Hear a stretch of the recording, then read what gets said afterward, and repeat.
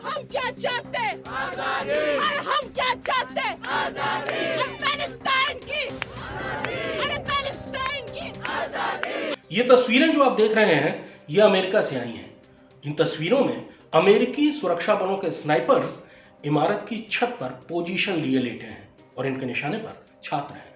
America की police छात्रों और उनके प्रोफेसर्स को पीट रही है, उनको जमीन पर गिराकर हथकड़ियां पहनाई जा रही हैं, उन्हें हिरासत में लिया जा रहा है। दरअसल 2 हफ्ते पहले अमेरिका के न्यूयॉर्क की कोलंबिया यूनिवर्सिटी से प्रदर्शन शुरू हुए। छात्रों ने मांग की कि फिलिस्तीन का समर्थन किया जाए और इजराइल से सारे संबंध तोड़ लिए जाएं, यानी इजराइल से आर्थिक संबंध तोड़ लिए जाएं, इजराइल से राजनयिक संबंध भी तोड़ लिए जाएं और खास तौर पर यूनिवर्सिटीज इजराइल से कोई संबंध न रखें। यानी इजराइल के छात्रों को न तो यूनिवर्सिटी में प्रवेश मिले, न ही उन्हें स्कॉलरशिप मिले और न ही उनको रिसर्च के लिए कोई मदद मिले। यूनिवर्सिटीज इजराइल से कोई चंदा भी न। यह आंदोलन कोलंबिया यूनिवर्सिटी से शुरू हुआ और 2 हफ्ते के भीतर इसकी चपेट में अमेरिका के 16 राज्य आ चुके हैं। लगभग सारी बड़ी यूनिवर्सिटीज इसकी चपेट में हैं। कोलंबिया यूनिवर्सिटी के अलावा Texas university, George Washington university, California university, यहां तक कि येल यूनिवर्सिटी में भी ये प्रदर्शन हो रहे हैं। ये प्रदर्शन केवल अमेरिका तक सीमित नहीं है, बल्कि पेरिस, बर्लिन और लंदन में भी ऐसे प्रदर्शनों की खबरें आनी शुरू हो गई हैं। प्रदर्शनकारी छात्रों ने यूनिवर्सिटी कैंपस के अंदर टेंट गाड़कर रहना शुरू कर दिया है। कई प्रदर्शनकारी फिलिस्तीनियों द्वारा सर पर पहने जाने वाले काले सफेद कैफिया को पहने भी नजर आ रहे हैं। अमेरिका की पुलिस इन पर कार्रवाई कर रही है। अब तक सैकड़ों छात्रों के गिरफ्तार होने की खबरें आ चुकी हैं। अमेरिका ने छात्रों और प्रोफेसर्स को न केवल गिरफ्तार किया है, बल्कि उनके ऊपर घुड़सवार पुलिस तक छोड़ी है।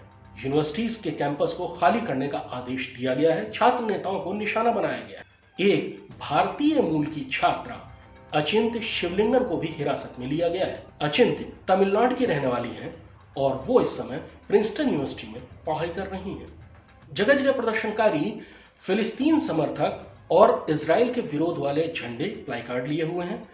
नारेबाजी में फिलिस्तीन का समर्थन नजर आ रहा है। सबसे दिलचस्प तथ्य यह है कि अमेरिका जो पूरी दुनिया में अभिव्यक्ति और प्रदर्शनों की आजादी की वकालत करता फिरता है, वो अपने ही देश में छात्रों के आंदोलन को बहुत सख्ती से कुचल रहा है। आपको याद होगा कि जब भारत में जामिया या अलीगढ़ यूनिवर्सिटी या जवाहरलाल नेहरू यूनिवर्सिटी में प्रदर्शन हुए थे, तो अमेरिका ने भारत को शर्मिंदा करने में कोई कसर नहीं छोड़ी थी।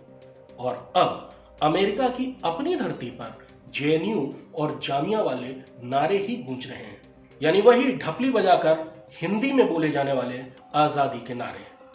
और अमेरिका इन नारों की गूंज पहली बार महसूस कर रहा है। दरअसल भारत ने ऐसी प्रतिक्रिया शायद पहले कभी नहीं थी। अमेरिका को आईना दिखाते हुए भारत ने बिल्कुल साफ कहा कि आप जो दूसरों के लिए उपदेश देते हैं, उनको अपने ऊपर भी लागू करना सीख लीजिए। इन प्रदर्शनों के कई जगह यहूदी विरोधी होने की भी खबरें आ रही हैं, यानी यहूदी छात्रों को निशाना बनाया जा रहा है। गाजा पट्टी में रहने वाले फिलिस्तीनियों की दशा पर पूरी दुनिया चिंतित है। भारत ने भी कई बार ये बात दोहराई है कि फिलिस्तीनी लोगों के दुख दर्द का अंत होना चाहिए। भारत ने गाजा पट्टी के फिलिस्तीनियों को मदद भी भेजी है, लेकिन फिलिस्तीन के समर्थन में गढ़े जा रहे इन सारे नैरेटिव्स में पिछले साल 7 अक्टूबर को हमास आतंकवादियों की उस क्रूरता को बिल्कुल भुला दिया गया जो उन्होंने इजराइल में शांति से अपने घर में रह रहे निरपराध इजरायली नागरिकों के साथ की थी। पिछले कुछ दिनों में आपने जॉर्ज सोरेस का नाम कई बार सुना। जॉर्ज सोरेस दरअसल हंगरी मूल के एक यहूदी हैं, लेकिन उन्हें यहूदियों से नफरत है।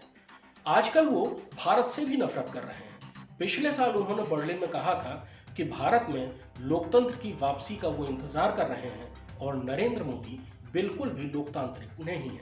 सोरेस ने भारत में लोकतंत्र की वापसी के लिए एक बड़े फंड की घोषणा भी की थी। जॉर्ज सोरेस हंगरी में उस वक्त थे जब द्वितीय विश्व युद्ध चल रहा था और हंगरी पर नाजी जर्मनी का कब्जा था। जॉर्ज सोरेस हंगरी में यहूदियों के कत्लेआम से बच गए। वो वहां से अमेरिका गए, वहां उन्होंने पढ़ाई की और उसके बाद साहूकारी का कारोबार शुरू किया और उनकी गिनती दुनिया के सबसे अमीर लोगों में होने लगी।